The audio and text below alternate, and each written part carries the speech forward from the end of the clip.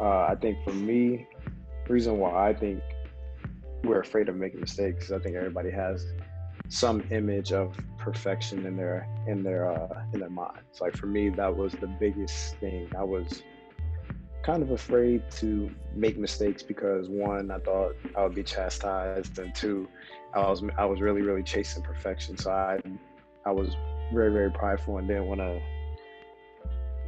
admit when I was wrong. So if I'm not willing to admit when I'm wrong, then of course I'm not presenting an opportunity for me to learn from it. So I think it's as simple as that.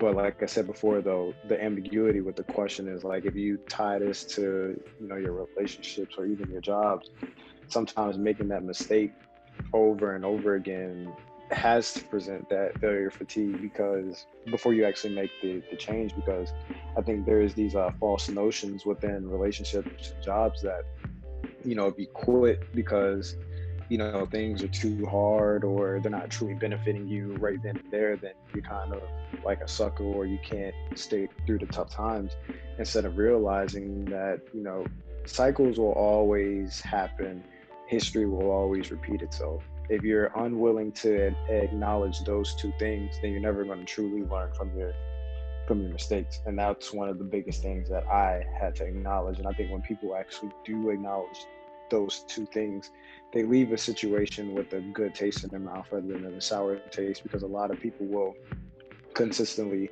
allow the same mistakes to be made, or they will continue to make the same mistakes, and they'll never learn from them because they try to pass the blame on to somebody else rather than actually acknowledging that I allowed the situation to happen, or I didn't put in the right amount of work for the situation to manifest into what I perceive it to be. And I think until you can actually look at all of those things as one concoction of, you know, difficulties, because it is difficult to, actually look yourself in the mirror and say, I am the issue and not the other person. Or you could be the issue in coordination or conjunction with the other person. Until people are willing to expand their minds and actually look at that stuff for what it is, I think you're always going to have, people who are afraid to view things as mistakes. And because of that, you know, that rose color lens that they're looking through life from, it's not plausible for them.